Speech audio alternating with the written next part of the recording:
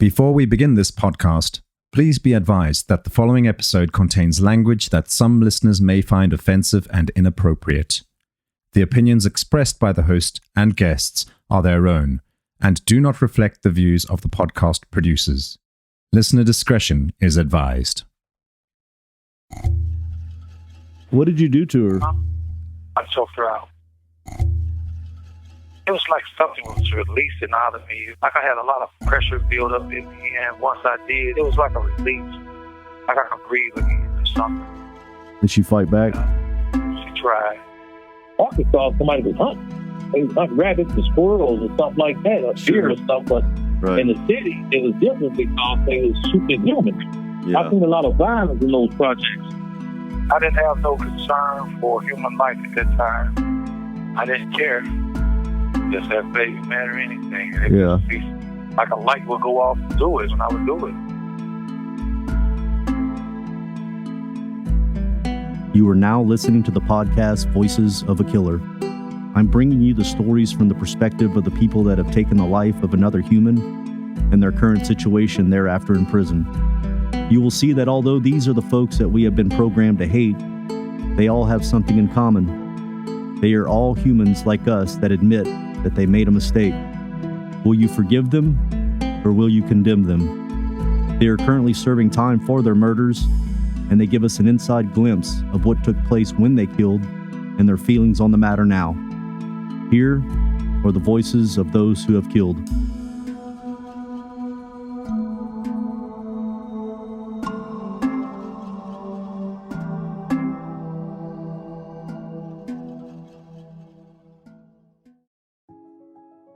Welcome to another episode of Voices of a Killer. In this chilling two-part series, we unravel the twisted tale of serial killer Theodis Hill, a man whose crimes terrorized the Midwest from Arkansas to Missouri and beyond.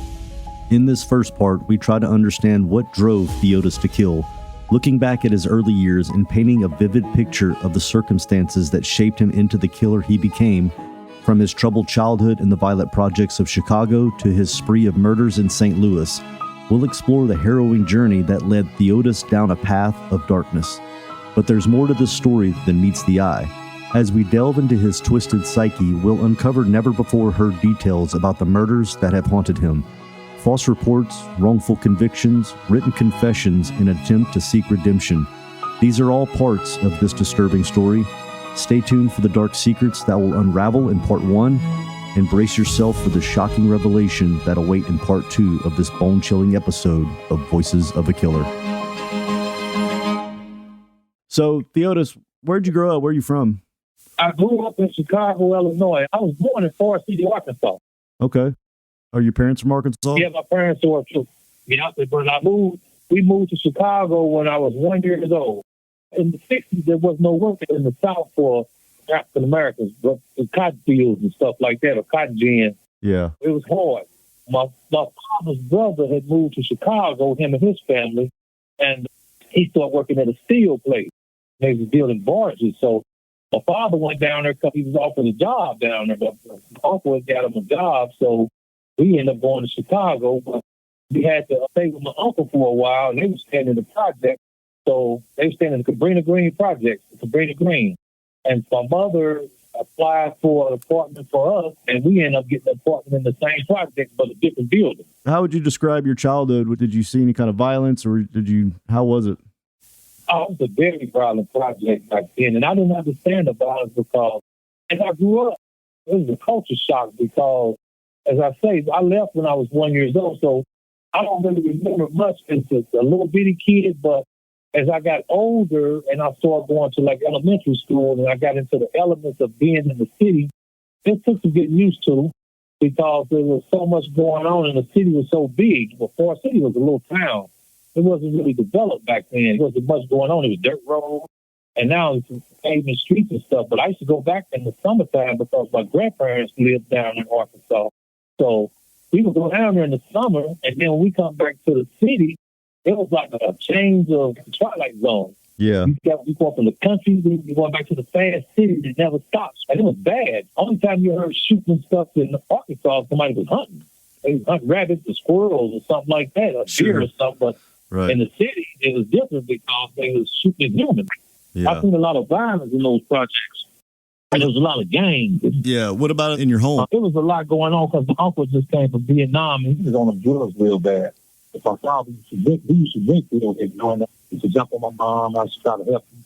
At what age did you get into drugs, Theodis?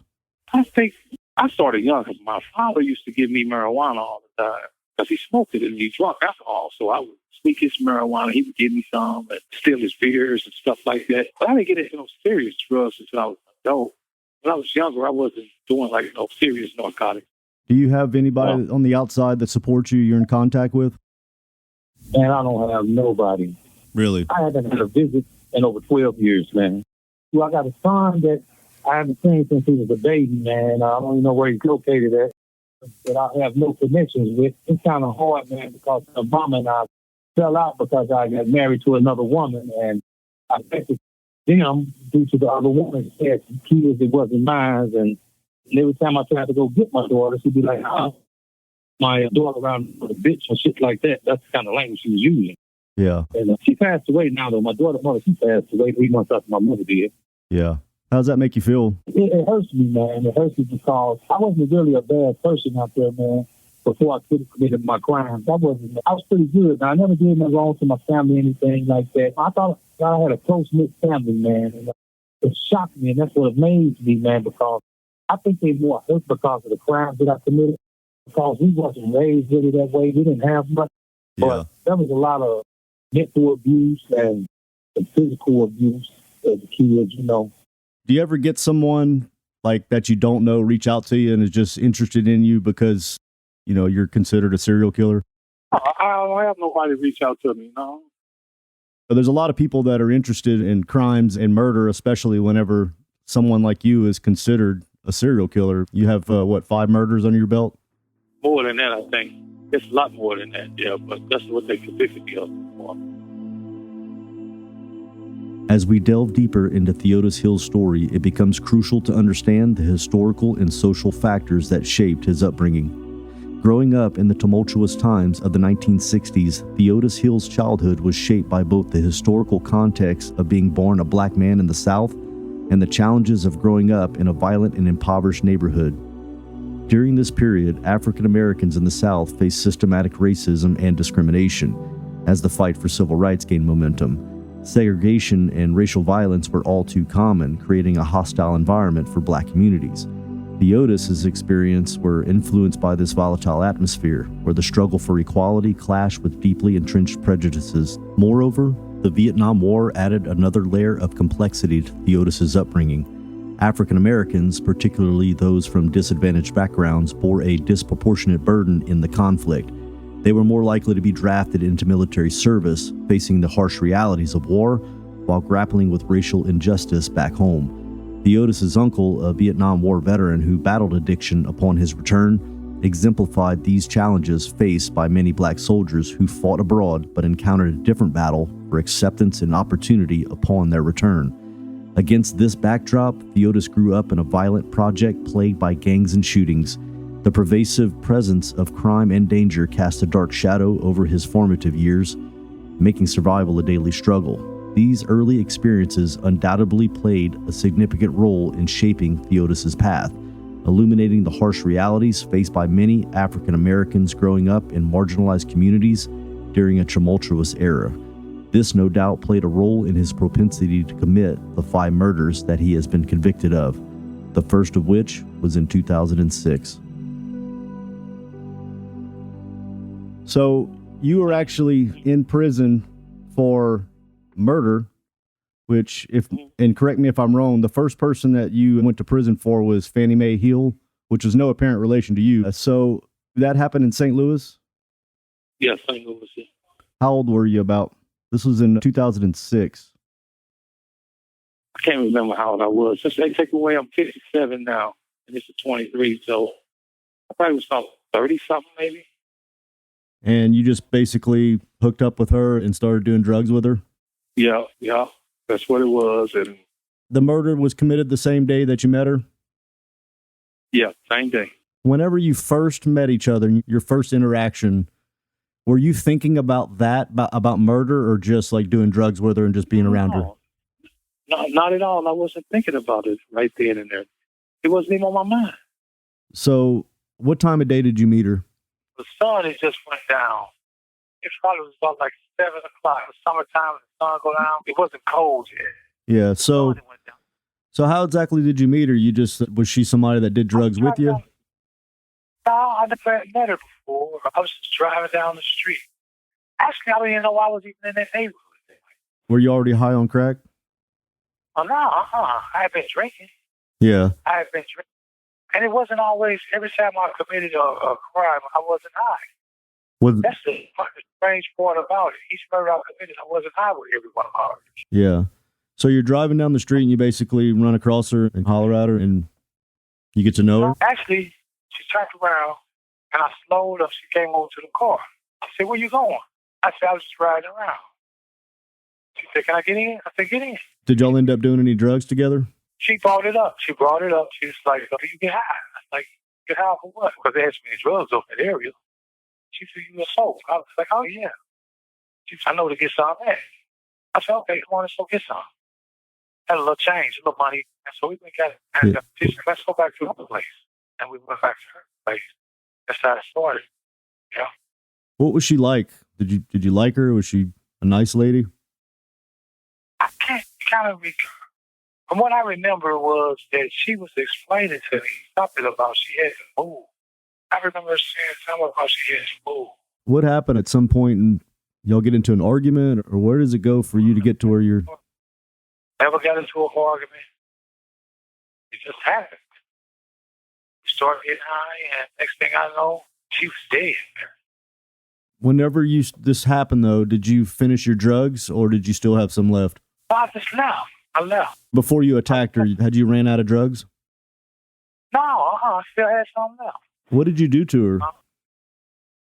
I choked her out. Yeah. Did she see you coming, or did you sneak up behind her, or what? No, she saw me coming. What did she say when you started attacking her? Nothing.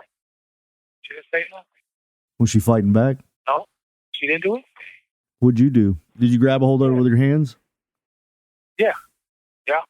What I've read here is it says that you killed her with a towel on the second floor apartment in St. Louis. That was the towel. No, it wasn't with the towel. The towel was there, and I tried covering her up with the towel. Her face up with it. Why'd you want to cover her face? I don't know. I really don't know. After you got physical with her and you actually started to attack her, how long did it take to kill her? Not long. Probably about 3 minutes, maybe. Yeah. It happened real quick. Yeah. While you're doing this, because 3 minutes, if you think about it, if we started counting right now, 3 minutes, that's actually a long time. So what I'd like to know, and I think most people, is at any point in time, minute 1, 2, 2.5, were you thinking like, hey, I probably shouldn't do this because this person will eventually expire? I didn't think about it like that. I did. So you didn't think about it while it was happening. After you were done, did you have any regret looking down knowing what you did? Yes, I did. I had some regret because I was like, she didn't even do anything to me, so why did I do it? Yeah. Did you think about maybe trying to call the police or revive her? No, I didn't. How long did you stay around in that building with that body in there now? I left immediately. And you covered her with a towel before you left? Yeah. But you actually used your bare hands. You didn't use the towel like the news says? No. Or the prosecutor? Yeah. I don't know what I got. Yeah, well, and it's a lot about that because I had somebody read it to me one time. A lot of that, they added stuff in there. It didn't occur. Yeah. After you killed Fannie Mae, how long after that day did the authorities approach you and arrest you or question you? Oh, it was a while. Years? It was months. The first time they came and asked me about that, they didn't even want to believe that I had done it. And they asked me, had I ever been in her apartment? And I told them, yeah. I said, yeah, I used to go over there all the time. But I was lying to them. Then they believed it. Actually, all they had to do was look in the log book because it was a sign-in book. They never checked it. Yeah. So you had to sign into the apartments? Yeah. But then they finally basically arrested you for it. And did you confess immediately, or did you go all the way to trial and plead not guilty? No, they had locked me up for the same murder 2 or 3 times and let me go. 20 hours, 20 hours, 20 hours. They never had enough to indict. They kept letting me go. Yeah. And so it locked me up for it until after I got back from Arkansas after the Lowe murder. Once they figured out I did that one down there, and Arkansas was looking for me on that murder there. When I came back to Missouri, that's when they locked me up. Yeah. They would have never locked me up for that murder there if I would have never went to Arkansas and committed those other 2 murders. They never would have. The tragic killing of Fannie Mae Hill in 2006 showed the beginning of Theodis' modus operandi. He met Fannie coincidentally, but little did she know that he would become the driver of her final journey. Those fleeting hours in search of a short-term high with crack cocaine would be her last on this earth. It gives weight to the time-old advice of don't take lifts with strangers. Most disturbingly is the lack of reason for this senseless act. It is difficult to know what really happened that day, but Theodis' account is chilling. Intriguingly, Theodis' ability to continue his spree of murders raises unsettling questions about the accountability of authorities. According to him, after his first murder, he was repeatedly held by the state only to be released after a mere 20 hours. Could their failure to detain him be directly linked to the subsequent killings? Theodis himself places blame on the state, suggesting that they had kept him in custody. He may not have committed the following 2 murders in Arkansas, which now begs the question, could Theodis Hill's reign of terror have been prevented? Now, Theodis, while you're actually in prison for the killing of Fannie Mae, you were charged with Marissa Lowe's murder while you're there, right? In another state. Yeah. That's not Missouri. That's not Missouri. So, did you have to be transported to Arkansas for that Marissa Lowe's murder? Yeah, that was the one with Fannie Mae. That was a second-degree murder. The Marissa Lowe murder, that was a capital murder. And the abuse of a corpse, that was a capital murder. And I think 3 days after that murder there, I committed another one down there as well. Yeah. The Dawson murder. Fannie Mae happened in St. Louis. Now you went to Arkansas. How did you meet Marissa? There's a place called Big Store. It's like a gas station. It sold beer, gas, food. Sort of like a quick trip. You just started talking to her and then y'all hung out? No, I didn't even see her coming. I was sitting in the car, walk outside of the big store, and I was drinking some beer in the car. It's hot summertime. And I was sitting there drinking some beer in the car. Well, you know those big tall cans of beer at the time. And she walked into the car. She actually scared me when she walked up on me. The car, because I didn't never see her coming. I just turned around, she was there. Yeah, so now let me ask you, Theodis, so at this point, you've actually already killed a woman. Whenever somebody like, for instance, when somebody like Marissa walks up, are you going through your head like, hey, this is somebody I can possibly kill again? Do you think that now? I wasn't thinking it like that, but I would see what made me kill her. I gave her some money to go get. She went in a house that did. I sat there in the front for a while. She went out the back door on me. And I happened to just drive around the street, and she was walking up the street. She was trying to basically steal the drugs from you? Yeah, and she was walking up the street. And I said, where's my stuff at? I said, oh, I got it right here. I said, where you going? She said, oh, somebody had told me that I had to walk up the street for a minute to take her something. I'm like, in the car, man. And I knew then, I said, I'm going to kill her. That's when I knew then I was wanted. So when she gets in the car, do you play it off for a little while, or you say you're going to be dead? Yeah. I played it off. So where did y'all go? She gets in the car, and you know at that point, I'm going to kill you now. Where did y'all go? At a house down there that my grandmother used to own that passed away. I was actually staying at that house. Was it like an older abandoned house, or just a house you were... No, lights was on, gas was on, everything. It wasn't abandoned. So you brought Marissa there, and y'all went inside and started smoking crack? Yeah, but I had went down there. The reason why I went down there, because they kept messing with me about the Fannie Mae case, right? Yeah. So I ended up going down there to Dodge authorities. I was going to just lay back, like I want to hide away for a few years. And when I got down there, she triggered something off in me when she did what she did. And I think the after that is when I caught the other murder. down there. I think it wasn't even a week. How much crack did you buy? I can't even remember. I think it was probably about like $100 for something like that. Okay. Did you wait till after you smoked it all and then you killed her? Or did you let her have any at all? Yes, first. Did you kill her after the first hit, or did you smoke all of it? No, I let her smoke first, and then after that, I didn't even smoke on it. So you let her take a hit and then you killed her? Yeah. How'd you kill her? Same way. You choked her with your hands? Yeah. Does it make you feel powerful like drugs do, like whenever you kill somebody with your own hands? It doesn't make you feel powerful. It was like something was releasing out of me. Like I had a lot of pressure build up in me, and once I did, it was like a release. Like I could breathe again or something. What do you think you were releasing whenever this happened? I don't know. I think there's a lot of anger and frustration, maybe. And where does that come from? That I just been holding in, I guess, from years and years of just feeling that type of feeling that rage in me about the world itself, about the things that I was going through. I really didn't care anymore. I didn't care anymore back then. I didn't have no concern for human life at that time. I didn't care. Did Marissa fight back when you started to attack her? No, none of them ever did. They just grab your hands and try to pull it off. That's all when you're choking them? That's it, yeah. That's all they got. Do you look at them in the face when you're doing that, or what do you do? Yeah. Yeah, I did. That at any point in choking Marissa, did you think that, wait a second, I've known last time that I did this, someone died, and I know that's not... I never did think that, because I was going to be arrested for the other one. So, Theodis, what I'd like to know is, what truth is it where they say in the news that you put Marissa in a ditch? Yeah, I did. I put her in the trunk of my car, and I drove. I couldn't find where to dump the body. And so I went down there. So today it's a federal prison down there. It's right up the street from there.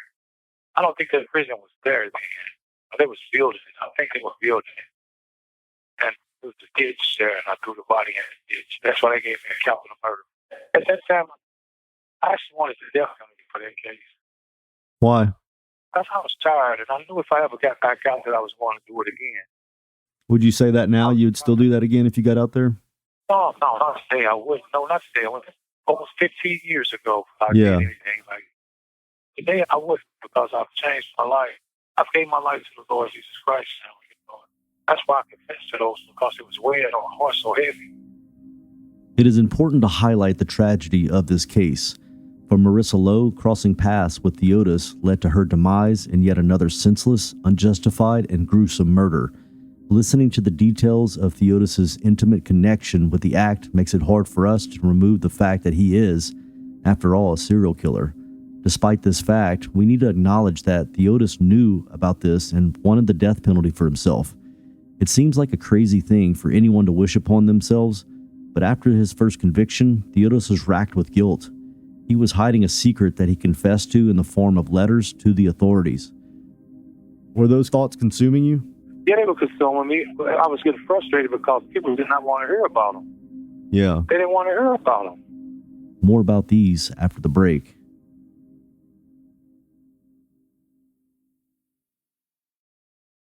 So while you're in prison, though, on Fannie Mae, you wrote authorities and talked about other murders. You actually wrote a judge, a St. Louis judge, and I want to quote you here because it's actually pretty powerful what you said. It says, "The murders involved depravity of the mind and was outrageously and wantonly vile, horrible, and inhumane," unquote. It's evident that this was weighing extremely heavy on you. Were those thoughts consuming you? Yeah, they were consuming me. I was getting frustrated because people did not want to hear about them. Yeah. They didn't want to hear about them. They figured that they already had me for the Fannie Mae murder and the Lowe murder. They wasn't even interested in the other ones with murders. Yeah. They wasn't being consistent. I sent probably 10 letters before those people started contacting me. Yeah. Just letters they didn't talk about. Was that one of the first ones you wrote the prosecutors, or did you write the prosecutors about every single murder at once? No, I wrote the two states at different times. Was it a little bit at a time, or did you just let them all know about all of them? I tried to tell them about all the ones in Missouri. But they didn't want to hear about the two of them, two in Missouri. They didn't want to hear about the other murders. Theodis Hill's letters from prison shed a haunting light on the depths of his troubled mind and the extent of his culpability. In these correspondence, he confesses to the gruesome murders he committed, expressing remorse and acknowledging his responsibility for his actions. Within his written confessions, Theodis also attempts to offer some insight into the factors that drove him to commit such heinous acts. He attributes his actions to mental illness, claiming a diagnosis of bipolar disorder, narcissistic personality disorder, and a drug and alcohol dependence. These letters became a crucial piece of evidence, providing chilling details about the killings that only the true perpetrator could possess. The revelations within them were instrumental in connecting him to additional crimes that had previously gone unsolved. So one of the victims that you called about was Sierra Sullivan, who's 22 years old, killed her in St. Louis in July of 2009. How did you meet her? It was just the day you met her, the day you killed her? I was coming out of a liquor store, and she was coming out of an alley, out of a liquor store. It was on Martin Luther King and Hamilton, St. Louis on the west side. Okay. How would you describe yourself? As charismatic, approachable? Do you look friendly? Yeah, I was just clean cut. Did you have a rough appearance? You look like you were a mean guy, or did you have an appearance that looked like you were a friendly guy? I was like a friendly guy. I was approachable because people would approach me. So, what'd you do for work back then? Did you work? Did you have a job? I had the jobs, worked different jobs and stuff like that. Yeah. Like doing what? I worked a lot of factory jobs. I had cook jobs. Working at these jobs, did you ever think about or fantasize about maybe just killing somebody you work with? That I work with? Yeah, somebody that you're just working with. No, I never really fantasized about that like that. I know one time I got into it with a manager at a job, and I thought about going back up to the job and doing stuff. And you'd already killed somebody before when you were mad at him like this? Yeah. What made you not do it? I don't know. I didn't want nobody else to get hurt, I guess it was. I just had a target on him. It's funny is because a lot of people kill when they get mad, and obviously you get mad when you kill, but there's no mechanism from these women. Not all of them. I'll get to one where they triggered you, but like you're saying, you just do it just to do it. They haven't made you mad or anything. Just haven't made you mad or anything. Like a light would go off to do it when I would do it. So with Sierra, after she approached you, y'all basically hung out together, and did y'all do drugs together? No, we didn't do any. We didn't do any stuff doing at all. What was the purpose of y'all hanging out? She asked for a ride. Okay, so you took her for a ride, and did you go kill her? Yeah, I did. You rode down the road, and what happened? I parked over on this one side street. I parked on a street called Amherst. So you pulled over, you put it in park, and then what happened? I put it in park, and then I just grabbed her in the headlock and choked her out. Yeah. You didn't say anything to her before you did that? Nope, nothing at all. And at no point she said, "Why are you parking?" She never asked why. Were y'all flirting with each other? Did she just need a ride and that was it? No, she just asked me for a ride, and it was going that way where I was going, over that way. So I guess she probably thought I was pulling over to probably run into somebody's house. Yeah. I don't know. Here's what I'll tell you. So you're in the driver's seat, she's in the passenger seat, and you say you put her in her headlock? Yeah. I'm not saying that can't be done, but it's a little bit hard. You had to probably really take her and put your back up, your chest up against her back to do it, or did you just hold her? How did you do it? I just grabbed her and she turned around, and I had her with my arm around her neck, and she wasn't a heavy person. She wasn't that big person. Yeah. Was she fighting back? She tried a little bit, but. So when you're doing this, are you looking around to see if anybody's looking, or are you just looking down at her? I wasn't even caring about that. Did you say anything while you're doing this to her? No, nothing at all. It was nighttime. It was probably about 9 o'clock. So let me ask you this. As soon as you said, yes, you can have a ride, did you immediately think, I'm going to go ahead and kill this girl? I already knew it, yeah. Already knew it. Does that feel exciting to you to think that this is going to be the one? I've got an opportunity now? Or does it make you nervous? You know what? I was already angry about something.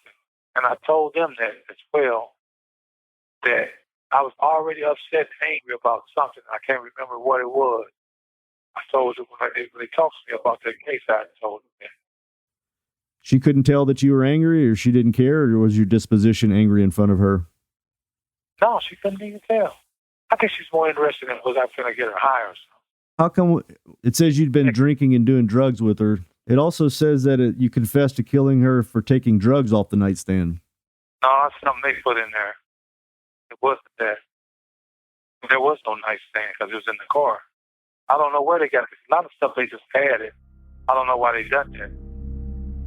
In the world of true crime, the line between fact and sensationalism can often be blurred, such as the case with Theodis Hill and victim Sierra Sullivan. While news articles reported one version of events, our interview with Theodis provides a different perspective. According to news reports, Sierra Sullivan was said to have been strangled by Theodis after they engaged in drug use at a hotel. However, Theodis' account paints a much darker and disturbing picture. He revealed that he purposefully picked her up in his car with the intention of taking her life. Fueled by an unexplained anger, he coldly admitted that he knew from the moment she entered the vehicle that he would end her life. This stark contrast between Theodis' interview and the news reports reminds us of the sensationalism that often accompanies coverage of serial killers. News outlets driven by the desire for attention and viewership can sometimes distort or sensationalize the details of these crimes, creating a narrative that captivates the public but may not always align with the truth. This is one of the benefits of hearing Theodis' own words. Disturbing as they may be, they become crucial to separate the facts from the embellishments. The other murder that Theodis confessed to in this letter was that of Catherine Dawson, and as we'll soon find out, without Theodis' own words, another man was wrongly convicted on his behalf. More after the break.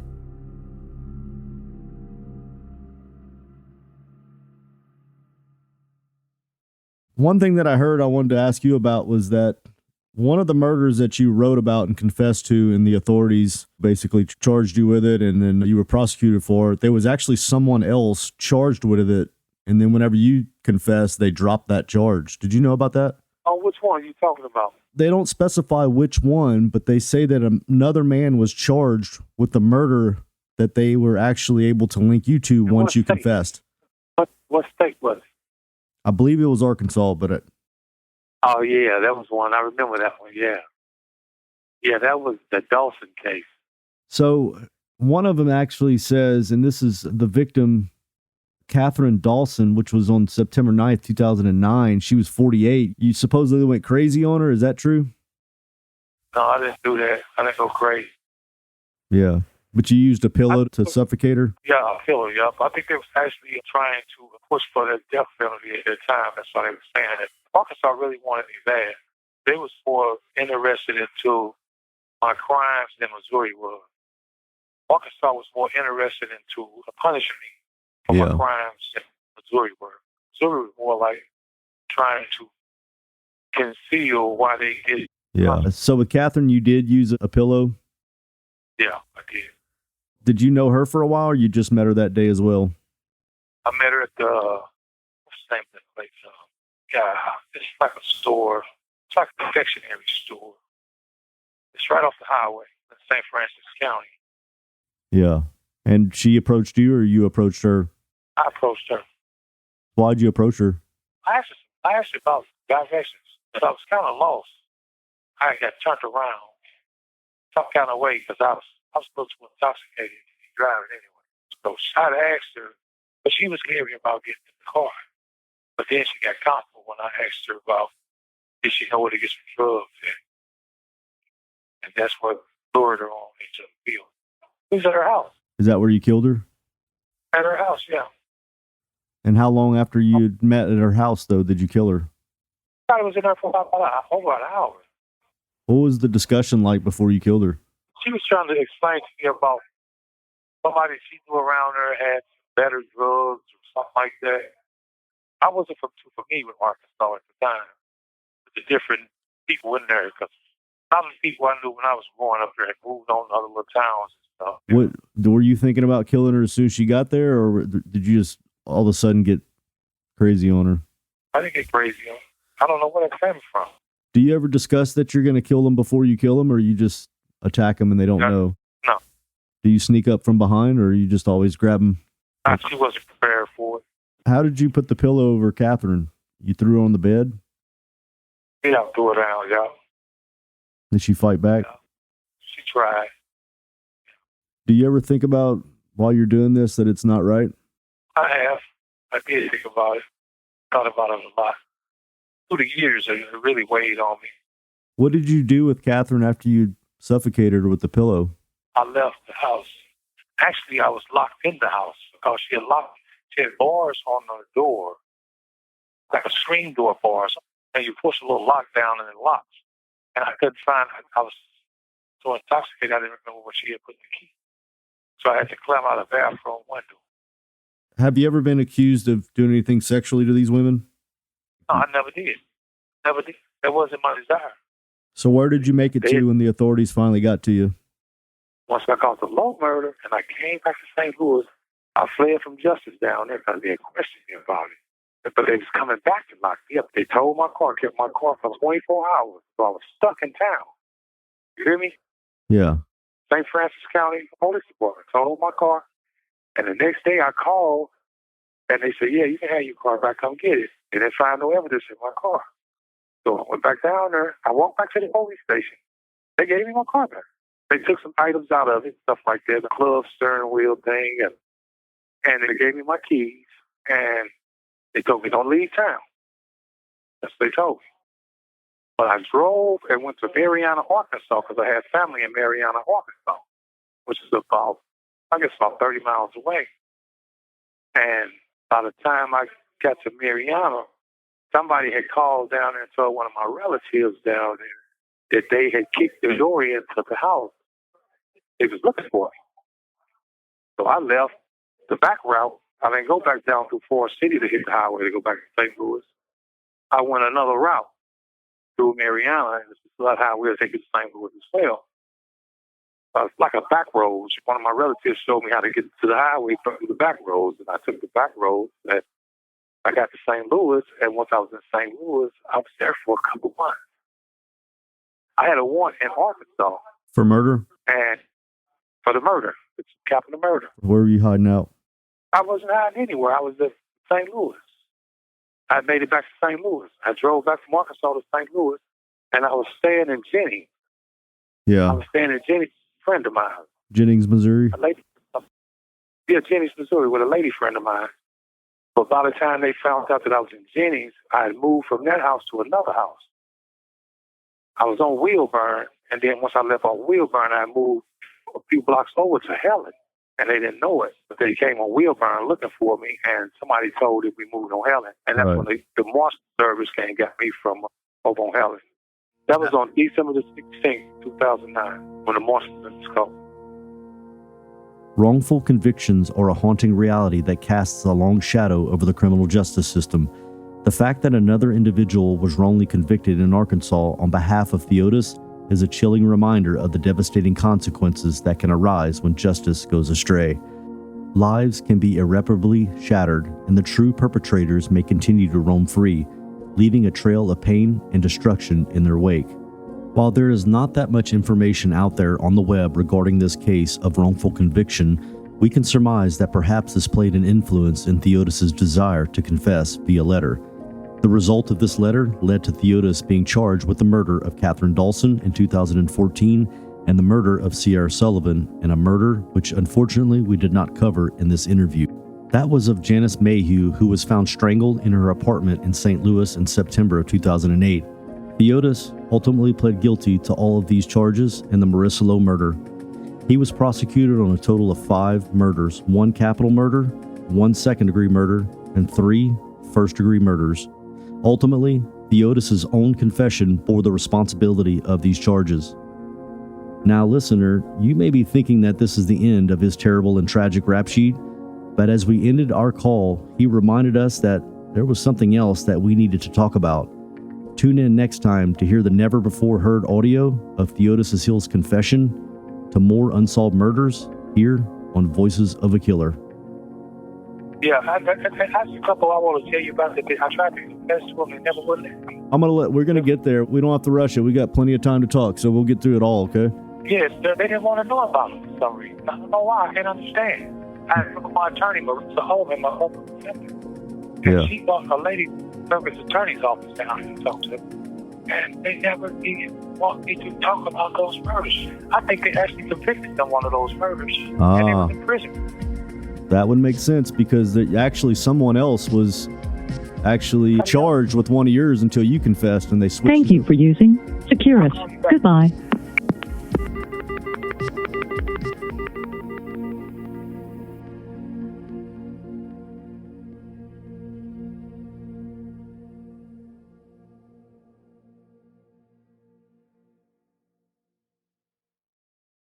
On the next episode of Voices of a Killer. How come you didn't write anybody in Chicago about this one? They never was interested in that. They just wanted to be interested in the ones that I talked about. That's one of the murders that they never prosecuted you on? Yeah, they never prosecuted me on. So how long have you been in prison now? How many years? Since 2009. There's got to be more mental health awareness, man. These doctors at these mental health clinics got to take people serious with what they're saying, because all they do is write down some stuff on the paper or pad, and then they throw it to the side, write you some prescription, and then they kick you right back out there in society. Eventually it's going to weigh on them. Their consciousness is going to kick in. They're going to say, man, that was wrong. If there's any humanity in their life. That's a wrap on this episode of Voices of a Killer. I want to thank our guest, Theodis, for sharing his story with us today. I know it couldn't have been easy for him to relive those painful memories, but his willingness to be open and honest is what makes this podcast so special. A big shout out to Sonic Futures, who handled the production, audio editing, music licensing, and promotion of this podcast. If you want to hear more episodes like this one, make sure to visit our website at voicesofakiller.com.